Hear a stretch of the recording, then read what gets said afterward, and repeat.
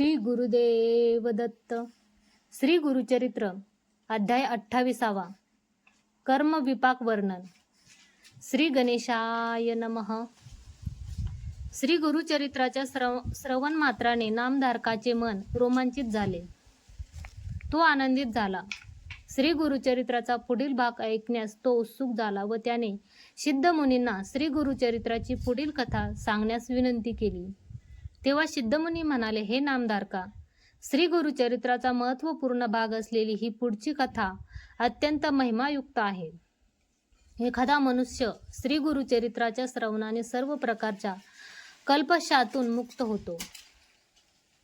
त्याला मन शांती, समाधान मिळते व गुरुप्रती परमप्रेम निर्माण होऊन हृदयात शाश्वत ज्ञानज्योत प्रज्वलित होते.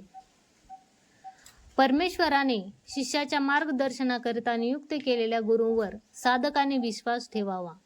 गुरूंनी दाखवलेल्या प्रेमपथावर मार्गक्रमण करणाऱ्या शिष्याला सुलभपणे ज्ञान प्राप्त होते आणि ते प्रत्येक शिष्याचे बंधनकारक आद्य कर्तव्य असते.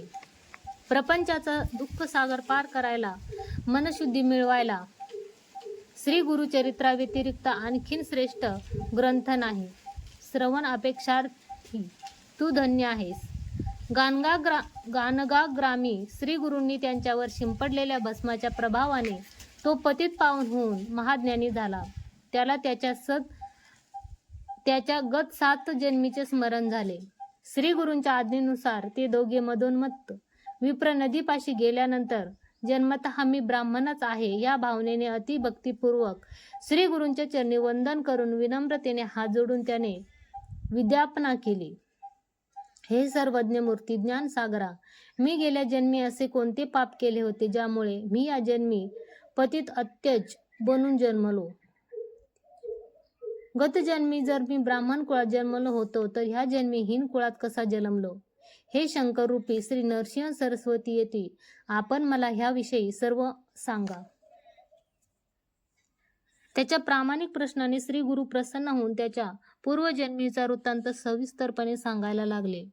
हे मातंगा, तू पूर्वजन्मी केलेल्या कोणत्या पापामुळे चांडाळ कुळात जन्माला आलास त्याचे कारण सांगतो. कर्माची गती फार गहन असते, त्याची जाणीव कुणालाही नसते. जन्माला अनुसरून पूर्वजन्माचे चांगल्या व अनिष्ट वासना देहासोबत येतात. दुष्कर्माने अनिष्ट मिळते तर सत्कर्माने जन्मदोष परिहार होऊन मुक्ती मिळते. हे कर्म विपाक शास्त्रात विस्तारपणे सांगितले आहे. एखाद्याच्या सध्याच्या स्थितीसाठी केवळ त्याची पूर्वार्जित कर्मे कारणीभूत असतात. पूर्वजन्माचे कर्म कोणालाही सोडत नाही. ब्राह्मणापासून चांडाळापर्यंत सर्वजण आपापल्या कर्मानुसार उच्च व कनिष्ठ वर्णामध्ये जन्म घेतात. कुकर्माच्या दोषांमुळे हीन कुळात जन्मावे लागते. त्यामुळे कर्म करताना प्रत्येकाने जागृत राहावे. ब्राह्मण, क्षत्रिय, वैश्य, शूद्र आणि सारी शुद्ध मूळ असलेली 4 वर्णाश्रमे आहेत. दुष्कृत्य पापकर्म केल्यामुळे पुढील जन्मी हीन कुळात जन्मावे लागते. त्यामुळेच प्रत्येकाने पापकर्म करण्यापासून दूर राहावे. सकल पापकर्मे व कर्मफल धर्म मार्गावरून दुरावलेल्या ब्राह्मण कनिष्ठ जातीत किंवा वृक्ष, कृमी, कीटक अशा जन्माला पावतो. आत्मप्रशंसा करून घेणारा हृदयशूलेने पीडित होतो. माता पिता, गुरु श्रेष्ठ तसेच पत्नी व मुलांचा त्याग केल्यामुळे चांडाळ जन्म प्राप्त होतो. ज्ञानी व वेदज्ञ ब्राह्मण निंदाकाला मूत्र कृच्छ व्याधी चिकटते. परनिंदक आणि इतरांचे दुष्कर्म लोकांपुढे सांगणारा हृदयविकाराने ग्रस्त होतो. इष्टदेवाचा अपमान केल्याने अपस्माराचा त्रास होतो. तो आपल्या आई वडिलांचा त्याग करून दूर राहतो. तो शिकाऱ्याच्या परिवारात जन्म घेऊन व्याधीग्रस्त होतो. जे प्रबुद्ध ब्राह्मणावर टीका करतात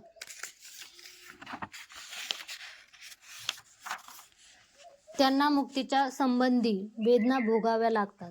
स्वीकारलेल्या कुलवधूला त्यागल्याने, आपली कुलदेवता सोडून अन्य देवतेची पूजा केल्याने, सतत खोटे बोलल्याने, परपीडा व हिंसा केल्याने, हर्षोल्लासाने शूद्राची सेवा केल्याने, कन्येचा विक्रय केल्याने, आत्मसाक्षीच्या विरुद्ध खोटी साक्ष दिल्याने, ब्राह्मण कुलात जन्मूनही अश्वाचा व्यवहार केल्याने, देवकार्य करीत असताना, पितृकार्य करीत असताना कार्यासाठी वापरले जाणारे पात्र जमिनीवर आपटल्याने, अधम स्त्री संघाने, वेश्यागमनाने, अरण्यात वणवा पेटल्याने, निरंतर शूद्राच्या संपर्काने, दासीने धुतलेल्या पात्रात ब्राह्मणाने देव पितृकार्याचे आचरण केल्याने, जन्म दिलेल्या देवी स्वरूपी आपल्या आईचा त्याग केल्याने, दूध पित्या वासराला आईपासून तोडल्याने, सदैव मुलांचा छळ करून त्यांना पीडा दिल्याने, आपल्या लोकांचा त्याग करून वेगळे जीवन जगल्याने चांडाळ कुळात जन्म मिळतो.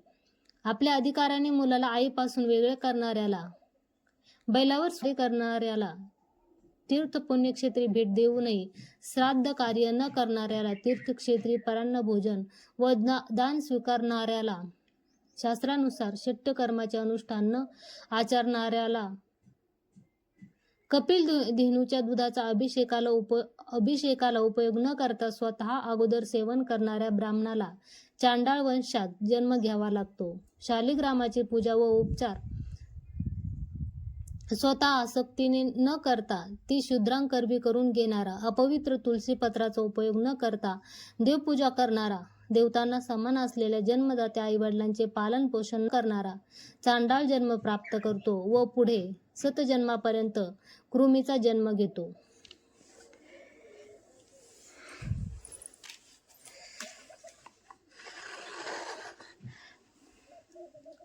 कामातुरतेने विनाकारण पहिल्या बायकोला सोडून दुसऱ्या बायको बरोबर जगणाऱ्याला, विपरीत थकून घरी आलेल्या देवता स्वरूपी अतिथीकडून व ब्राह्मणांकडून वेद पठण करून अन्न वाढणाऱ्याला, पूजेला अर्ह असलेल्या विद्वान ब्राह्मणाची निंदा करीत अन्य वर्गाच्या लोकांची पूजा करीत ब्राह्मणाची कार्यक्रम वृत्ती भ्रष्ट करणाऱ्याला पतित बनून जन्म घ्यावा लागतो.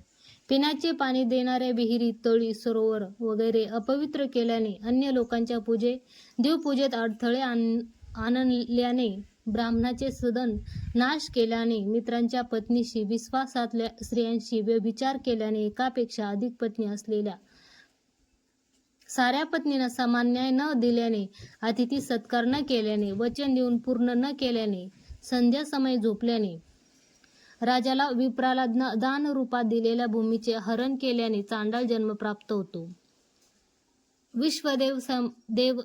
वैश्वदेव समयी आलेल्या अतिथीला अन्नदान न करता त्याची अवमर्यादा करणाऱ्याला तर कोंबडीचा जन्म मिळतो.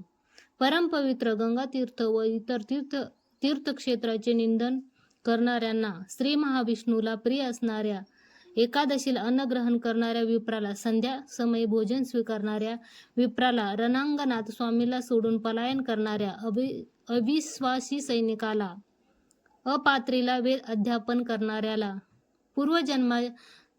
पूर्वजांच्या मृतदिनी श्राद्ध कर्म न करणाऱ्याला किंवा पुढे ढकलणाऱ्याला, आपण केलेले सत्कार्य लोकांसमोर सांगत फिरणाऱ्याला, शिवरात्री व एकादशीच्या दिवशी श्रीसंग करणाऱ्याला, वडिलोपार्जित मालमत्तेच्या वाटपात पक्षपात करणाऱ्याला, यात्रार्थीसोबत कपटाने वर्तन करणाऱ्याला चांडाळ जन्म प्राप्त होतो. तसेच ज्ञानीजनांच्या कर्मात विघ्न आणणाऱ्याला, नाडी परीक्षेचे ज्ञान नसताना वैद्यकीय वृत्ती अनुसरणाऱ्याला, औषधी ज्ञान असूनही योग्य औषधोपचार न देणाऱ्याला चांडाळ कुळात यावे लागते आणि त्या जन्मात त्याला महापापाचे फळ भोगावे लागते. सनातन वेदमार्ग सोडून अवैध आणि निषिद्ध मार्गात रमलेल्या ब्राह्मणांना, जारण मारण मोहन इत्यादी वामाचारणात निरत असलेल्या ब्राह्मणांना चांडाळ जन्म प्राप्त होतो. गुरुला मनुष्य समजून त्याची निंदा करणारा, गुरुवर अगौरव दर्शविणारा, गुरुवाक्य धिक्कारून वर्तन करणारा, हरिहर सोडून इतर उपदेवतांची आराधना करणारा, ब्राह्मण, क्षत्रिय, वैश्य, शूद्र या वर्णाश्रम धर्माच्या विहित कर्माविरुद्ध आचरण करणारा चांडाळ कुळात जन्म मिळवतो.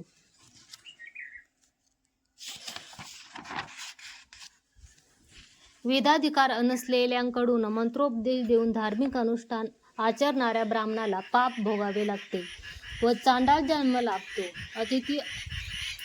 अभ्यागतांना निंदात्मक वचनाने अगौरव करून अन्न घालविणाऱ्याला, विधवा स्त्रीसंग करणाऱ्याला, श्राद्धाच्या दिवशी पिंडदान न करता अन्न स्वीकारणाऱ्याला चांडाळ जन्म प्राप्त होतो. ज्ञान देणाऱ्या गुरुचा व आईवडिलांचा द्वेष करणाऱ्या, त्यांची अवहेलना करणारा अगोदर चांडाळ बनून अनेकदा पाप योनीत पडतो. हर्षाने गुरुनिंदा करणारा, ब्राह्मणावर द्वेषभाव आचरणारा, ब्राह्मणाशी वेदशास्त्राविषयी चर्चा आरंभ करून त्यांची अवमानना करणारा पुढे ब्रह्मा राक्षस होतो. तत्वनिष्ठेने आपण एका गुरुची, एका देवतेची पूजा करताना अन्य गुरुदेवांची निंदा करणारा उपस्मार रोगी होतो व अतीव दारिद्र्यात भोगतो. देवता स्वरूपी गुरु माता पित्यांकडून सोडून पत्नीसोबत वेगळा संसार करणारा शिकाराच्या घरी जन्म घेऊन रोगी होतो. स्वतः कर्मभ्रष्ट होऊन सतत वेद पठण करणारा व ब्राह्मणांची निंदा करणारा मूत्रपुच्छव्याधीने पीडित होतो. इतरांची दुष्ट कर्मे आनंदाने सांगणारा हृदयविकाराचा त्रास भोगतो. गर्भपात हा महाअपराध आहे. गर्भपात करून घेणारी स्त्री पुढील जन्मी वांझ होते व जरी तिला मुले जन्मली तरी ती अल्पायुष्य होतात. अति भोजन करणाऱ्याकडे दृष्टी टाकणारा अंध होऊन जन्मतो. पतिताकडून रस औषध सेवन करणाऱ्याला हरणाचा जन्म प्राप्त होतो. ब्रह्मा हत्या करणारा क्षयरोगाने पीडित होतो. सुरापानाचे व्यसन असेल तर त्याचे दात काळे होतात. अश्व गोहत्या वगैरे सारख्या अपराधाने संतानहीनता होते व ज्वरपीडा भोगावी लागते. पण शीघ्र पश्चाताप झाला तर हे दोष निवारण होतात. जो विश्वासघात करतो त्याला खाल्लेले अन्नच वैरी होते. सर्प हत्या करणारा सर्प जन्म पावतो. इतरांच्या सेवकाला फसवून कपटाने बोलावले तर कारागृहवासी होतो. धर्मशास्त्र पुराण श्रवण करण्यात आसक्ती नसणारा, उदासीन असणारा पुढे दृष्टीहीन होतो. ह्या प्रकारचे मनुष्याकडून केले जाणारे अनेक दोष आहेत. सर्वांनी त्यापासून जागृत असायला हवे.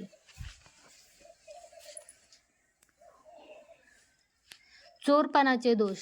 स्त्रीचे अपहरण करणारा जीवनात बुद्धिहीन होऊन अतिकष्ट भोगतो व शेवटी नरकात जातो.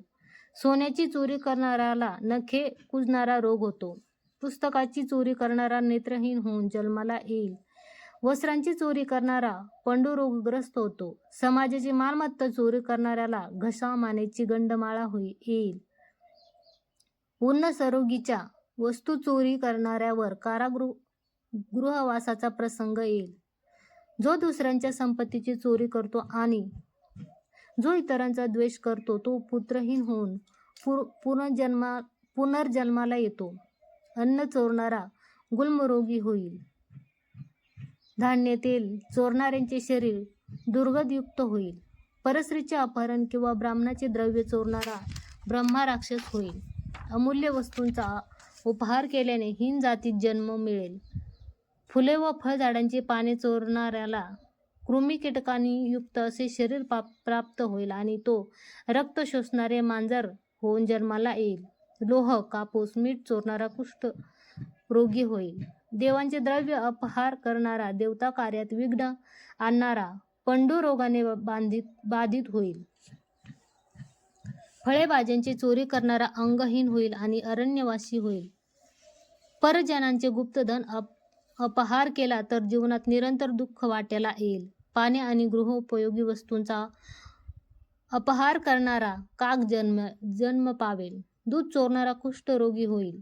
अशा प्रकारे चोरी करणाऱ्या प्रत्येकाला काहीतरी अगणित शिक्षा व हीन जन्म व अनेकानेक त्रासाला सामोरे जावे लागेल. व्यभिचार कृत्य. व्यभिचार हे महादोषकारक पाप कर्म आहे. अशा प्रकारे कर्म केल्याने श्वान, गंधर्व, सर्प, कृमी वगैरे हीन जन्म प्राप्त होतात व त्यानंतर 7 जन्मापर्यंत दुःख भोगावे लागते. परस्त्रीचे मर्मभाग बघितलेला जन्मतः आंधळा बनतो. बंधूच्या बायकोशी दैहिक संपर्क केल्याने गर्दभ बनतो व त्याला त्यानंतर सर्पयोनीत जन्म घ्यावा लागतो. मित्राच्या अथवा सोदर मामाच्या पत्नीशी संपर्क केला तर श्वान होऊन जन्माला येतो. परस्त्रीचे मुख न बघणे उत्तम. यदा कदाचित दुर्भावना पूर्णरित्या बघितल्याने नेत्ररोग पीडा उद्भवते. शूद्र सहवासात असून त्याच्या स्त्रियांवर व्यभिचार केला तर श्वान जन्म प्राप्त होता. अशा प्रकारे कल्पना श्री गुरूंनी दिली. श्री गुरूंचे वचन ऐकून त्रिविक्रम भारती तिने रुचिले. गुरुदेव, आपण समस्त धर्मकर्म निरूपण केलात. माझ्या मनात एक संदेह आहे. एकदा ही पापे जर कळत वा न कळत घडली तर यांना परिहार काय? कोणत्या धार्मिक विधीद्वारे ह्या पाप कर्मापासून मुक्त होता येते? कृपा करून यावर विवरण द्या. त्याच्या विनंतीनुरूप श्री गुरु म्हणाले, हे त्रिविक्रमा, पाप परिहारार्थ प्रायचित्त नाही असे काहीही नसते. पाप निवारणार्थ पर्याय. पुढे पाप परिहारासाठी कर्मविपाक शास्त्राचा उल्लेख करीत त्यात असलेले काही उपाय श्री गुरूंनी सांगितले. ब्राह्मणाला गोदान, स्वर्णदान, द्रव्यदान हे प्रमुख विधान आहे. अज्ञानात केलेले पाप आंतरिक पश्चातापाने निवारण होते. निष्ठा, श्रद्धा, दृढ विश्वास व भक्तीने गुरुसेवा केल्याने सकल पापांचे निरसन होते. साधारण प्रकारच्या पाप परिहाराला 200 वेळा प्राणायाम करावा किंवा 10 वेळा पुण्यतीर्थात स्नान करावे. सुवर्णदान दिल्याने अथवा नदी तीराच्या 2 गावात स्नान केल्याने पाप निवारण होते. तीर्थयात्रेने लघुपातकाचे परिहार होते. पाप परिहाराला अजून एक विधान म्हणजे प्रायचित्त करून घेणे. त्याकरिता सहस्र गायत्री जप करून 12 सद्ब्राह्मणाला अन्नदान करावे. 1000 वेद मंत्राने तीळद्वारे हवन करावे. अजून एक उपाय म्हणजे दिवसाला फक्त एकाच वेळी भोजन करावे अथवा अयाचित भिक्षा स्वीकारावी. 3 दिवस उपासात असून श्री गुरूंचे चरण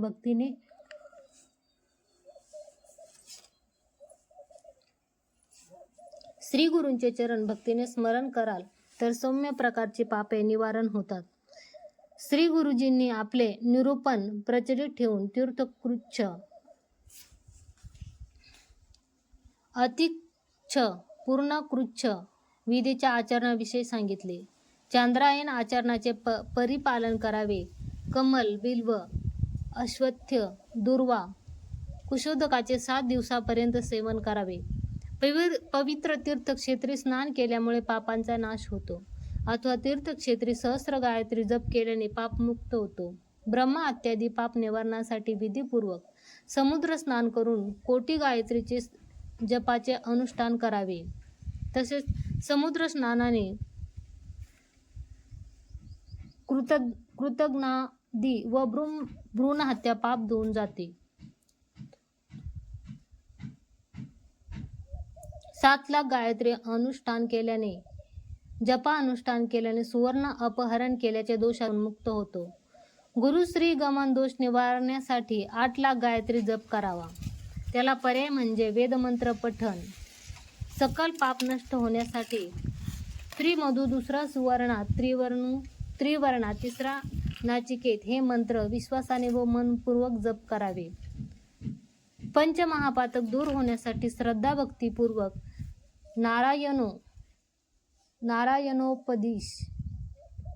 उपनिषद पठन करावे.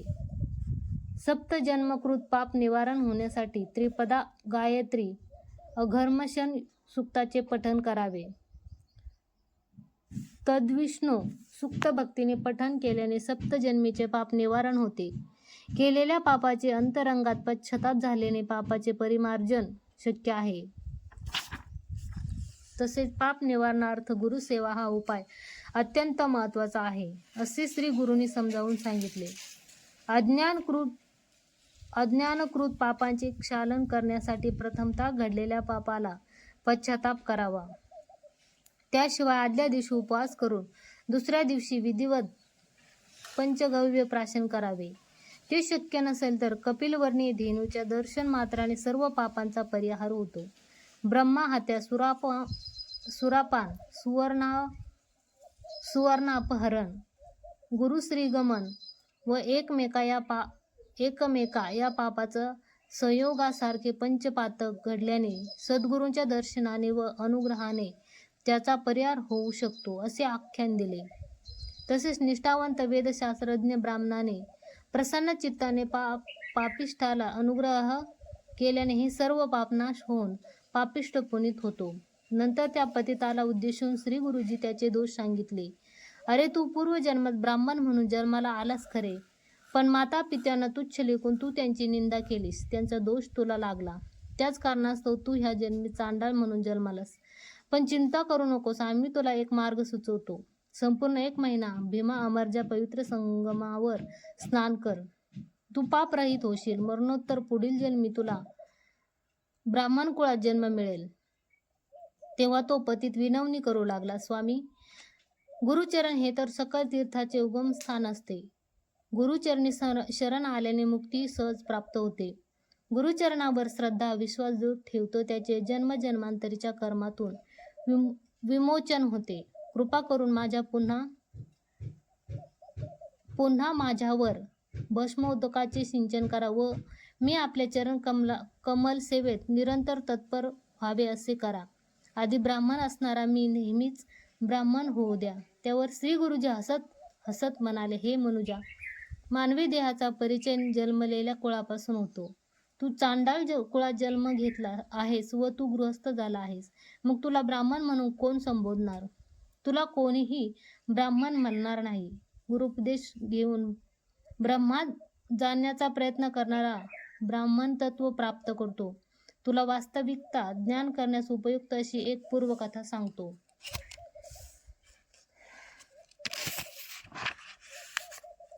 पूर्वी क्षत्रिय कुळात जन्मलेला गाधी राजाचा पुत्र विश्वामित्राने ब्राह्मण तत्व मिळवण्यासाठी घोर तपश्चर्या आचरली होती. ब्रह्मादेवी प्रित्यर्थ 100 वर्ष कठीण ताप आचरण केल्याने आपण ब्रह्मर्षी झालो अशी त्याची समजूत होती. त्यामुळे आपण आता शुद्ध ब्राह्मण होणार असे अभिमानाने तो सांगत असे. देवतांजवळ जाऊन सर्वांनी आपल्याला ब्रह्मर्षी म्हणावे असा आग्रह त्याने धरला. तेव्हा इंद्रदेवाने सांगितले की वशिष्ठ ऋषींनी जर त्यांना ब्रह्मर्षी असे संबोधले तर मग तेही तसे संबोधन करतील. विश्वामित्र वशिष्ठ ऋषींकडे गेले व त्यांना स्वतःला ब्रह्मर्षी म्हणून मान्यता देण्याची विनंती केली. पण वशिष्ठ म्हणाले, हे मित्रा, कितीही तपश्चर्या केली तरी क्षत्रिय देहधारी हा ब्रह्मर्षी होऊ शकणार नाही. ब्राह्मण होण्याची खरोखर इच्छा असेल तर आहे तो प्राकृत देह त्यागून पवित्र ब्रह्माकुळात जन्म घेऊन दीक्षा घेतल्यानंतर काया वाचा मनाने ब्राह्मणाचे जीवन जग, म्हणजे ब्राह्मणाचा आचार विचार कर्म इत्यादी पालन कर व उपनयन संस्काराच्या वेळी गायत्री मंत्रोपदेशाने शुद्ध होऊन ब्रह्मचारी धर्माचे अवलंबन करून जीवन जग. विश्वामित्र ब्राह्मण होण्यास पात्र नसल्याने वशिष्ठ ऋषींनी त्यांना महर्षी असे संबोधले नाही, ब्रह्मर्षी म्हणून असे संबोधले नाही. कोपाविषाने विश्वामित्रांनी वशिष्ठांच्या शतपुत्रांची हत्या केली. तरी वशिष्ठांनी विश्वामित्राला ब्रह्मर्षी असे काही म्हटले नाही. तेव्हा विश्वामित्र वशिष्ठांना ठार मारण्यास उद्युक्त झाले. पण तेवढ्यात त्यांना वाटले की वशिष्ठांना ठार करून त्याला काही प्रयोजन होणार नाही. ते जिवंत असतील तरच ब्रह्मर्षी म्हणून घेता येईल. त्यांची हत्या केली तर ब्रह्महत्येचे पातक कायमचे माथी बसेल. तेव्हा त्यांना शरण जाऊन प्रार्थना करणेच योग्य असे वाटून त्याने तसेच केले. विश्वामित्रामध्ये झालेले बदल जाणून वशिष्ठांना आनंद झाला. ते म्हणाले, हे विश्वामित्रा, तू ब्रह्मज्ञानी आहेस, पण ब्रह्मर्षी म्हणून घेण्यासाठी तपोबलाने तुझ्या ह्या क्षत्रिय देहाचे तू दहन करावेस व नवीन देह धारण करावास असे सुचवले. मग विश्वामित्राने वशिष्ठ ऋषींच्या सल्ल्याचे पालन करण्यास ठरवले. तेव्हा प्रीतीने विश्वामित्राने वशिष्ठांशी विनंती केली, स्वामी, आपण सांगितल्याप्रमाणे मी खरोखर ब्रह्मज्ञानी असेन तर आपण आमच्या घरी येऊन भोजन स्वीकारावे. त्यावर वशिष्ठ म्हणाले, प्रिय विश्वामित्रा, भोजन करण्यास कोणतेही प्रकारचे संकोच नाही. पण तू माझ्या मस्तकावर भांडी ठेवून सूर्यदेवाच्या उष्णतेने अन्न शिजवून मला वाढावे, तेव्हाच मी तुझे भोजन स्वीकारेन. कार्यास कटिबद्ध असलेला विश्वामित्र वशिष्ठाच्या आज्ञेप्रमाणे स्वतःच्या मस्तकावर अन्नाचे भांडे ठेवून अन्न शिजवू लागला. परंतु सूर्याच्या प्रखर तापाला शरीर प्रदर्शित केल्यामुळे त्याचा देह जळून भस्म झाला. त्याचा क्षत्रिय कुलीन देह भस्मभूत करून त्याने नूतन ब्राह्मण देह प्राप्त करून घेतला. मगच वशिष्ठाने विश्वामित्राला ब्रह्मर्षी असे म्हटले व त्यानंतर सर्वांनी त्यांना ब्रह्मर्षी असे संबोधिले. असे असताना तुला कसे मी ब्राह्मण म्हणू शकतो? हे अंतजा, जर तुला ब्राह्मण व्हायचे असेल तर तुला देखील तुझ्या या वर्तमान शरीराचा त्याग करावा लागेल. तुला मागील जन्माचा पश्चाताप झाल्यामुळे तू निश्चितच ब्राह्मण कुळात जन्माला येशील. श्री गुरूंची अमृतमय वाणी ऐकून त्या पतिताच्या मनातील सर्व शंका दुरावल्या. त्याला परमानंद झाला. गुरुवाणी ही अपूर्व असते. गुरुवाणीमुळे त्याचे अंतःकरण स्थिरावले. गुरुवचनावरचा विश्वास दृढ झाला व त्याला सुख लाभले. गुरुवचनावर विश्वास ठेवल्याने खरोखर फलप्राप्ती होते ह्याची जाणीव त्याला झाली. सुधामृत सेवनानंतर श्री गुरुचरण सोडून जाण्याचे मन त्याला झाले नाही, परंतु तो पतित श्री गुरूंचे ध्यान करीत स्वतःला ब्राह्मण समजून तिथेच राहावे, घरी जाऊ नये असे ठरवून तो तिथेच राहिला. त्या दरम्यान त्याला शोधत त्याचे कुटुंबीय, पत्नी व मुले तेथे येऊन पोचली. त्याला पाहून संतोष भरीत येऊन मुले त्याचा हात धरायला धावली, तर स्वतःला ब्राह्मण समजून संतप्त स्वरात त्याने त्यांना दूर पिटाळले. पण तो ब्राह्मण आहे, त्याला स्पर्श करू नये असे सांगून त्यांना मारण्यास सिद्ध झाला. पतीच्या अशा विचित्र वर्तनाने दुखावलेली पत्नी श्री गुरूंना शरण गेली. त्यांना वंदन करून तिने विनवणी केली, हे सर्वज्ञ स्वामी, कृपा करा, माझ्या पतीला बुद्धिवाद सांगा. जर हे आमच्यासोबत आले नाही तर आम्ही इथेच प्राणत्याग करू. आमचे रक्षण करा.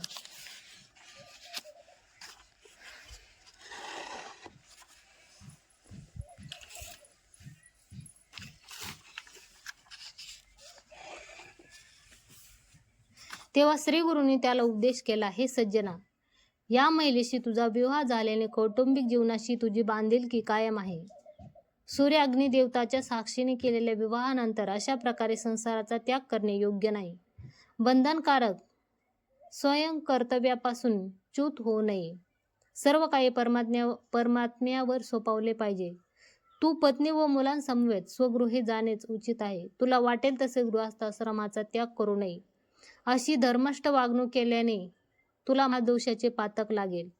जर तुझ्या पत्नी मुलांनी निराशाने आत्महत्या केली तर त्यांना वेदना झाल्या तर त्याचा दोष तुला लागेल व तो एक मोठा गुन्हा आहे. प्रत्येकाने वर्णाश्रम धर्माची बंधनकारक कर्तव्य व त्यांच्याशी संलग्न कृतींचे सुयोग्य रीतीने पालन करावे. इंद्रियांना तृप्त करीत धार्मिक कृतीमध्ये रमावे. स्वतःचे दायित्व परिपूर्ण करून प्रत्येकाच्या स्नेहासाठी पात्र व्हावे आणि हळूहळू कुटुंबातून निवृत्त होऊन भवसागर पार करावा. ज्याला या क्षणभंगूर जगाचे सत्य माहीत आहे त्याने त्याला शिकार होऊ नये आणि विवाहित होण्यापासून दूर राहावे. परंतु विवाह झाल्यावर मात्र एखाद्याने कुटुंबाचा त्याग करू नये. त्याग केला तर तो एक मोठा अपराध आहे. नियुक्त केलेल्या कृतींचा अविरतपणे पाठपुरावा करणे हे एखाद्याचे सर्वोच्च कर्तव्य आहे. त्यामुळे गुरुपदेशाचा आदर करून तू भवसागर पार कर असे फरमावले. ते ऐकून त्या पतिताने हात जोडून श्री गुरूंना अभिवंदन केले व म्हणाला, स्वामी, आपल्या कृपेने मी परमात्म्याला जाणले आहे व ब्रह्मज्ञानी झालो आहे. आता पुन्हा कसा जातीहीन होऊ शकतो? तेव्हा श्री गुरूंच्या लक्षात आले की हा त्यांनी शिंपलेल्या भस्माचा महिमा आहे. त्या भस्माभिमंत्रित पाण्याच्या सिंचनाने तो ब्रह्मज्ञानी झाला आहे. त्यामुळे त्याला एखाद्या लुब्धकाकडून स्नान घालवावे लागणार, जेणेकरून तो पुन्हा पहिल्यासारखा अज्ञानी होईल आणि त्याचे सर्व ज्ञान लुप्त होऊन तो संसारात आसक्त होईल. तेव्हा एका धनलोभी ब्राह्मण व्यापाऱ्याला बोलावून त्याच्याकडून त्या पतिताला स्नान घालावे असा शिष्याला उपदेश दिला. त्याप्रमाणे शिष्याने लुब्धकाकडून त्याला स्नान करविले. तत्क्षणी त्याच्या शरीरावरील विभूतीचा लेप धुवून गेला. तो पुन्हा पूर्ववत प्रमाणे सामान्य माणसासारखा कुटुंबाला मोहित होऊन सर्वांना आलिंगन देऊ लागला. पुन्हा तो अज्ञानी बनून संसारात आसक्त झाला व पत्नी मुलांसमवेत घरी परतला. पुढे त्याला उत्तम कुळात जन्म मिळाला. घटनेचे प्रत्यक्षदर्शी असलेल्यांना ही अत्यंत कुतूहलकारक घटना पाहून व इतर काही ऐकलेल्यांना खूप आश्चर्य वाटले. मोठ्या प्रमाणावर हा प्रसंग लोकांमध्ये चर्चेचा विषय बनला. त्यावेळी गुरु सोबत असणाऱ्या त्रिविक्रम यतींनी एक संदेह व्यक्त केला. तो म्हणाला, स्वामी, माझ्या मनात एक संदेह आहे. कृपा करून त्याचे निवारण करा व मला समाधानकारक उत्तर द्या. सर्वप्रथम केवळ आपल्या अनुग्रहाने आपण त्याला ब्रह्मज्ञानी केले, मग त्याच्या अंघोळीची व्यवस्था करून त्याला दिलेले ज्ञान नाहीसे केले. त्याचे ज्ञान संपण्यास काय कारण? कृपया हे जरा स्पष्ट करून सांगा.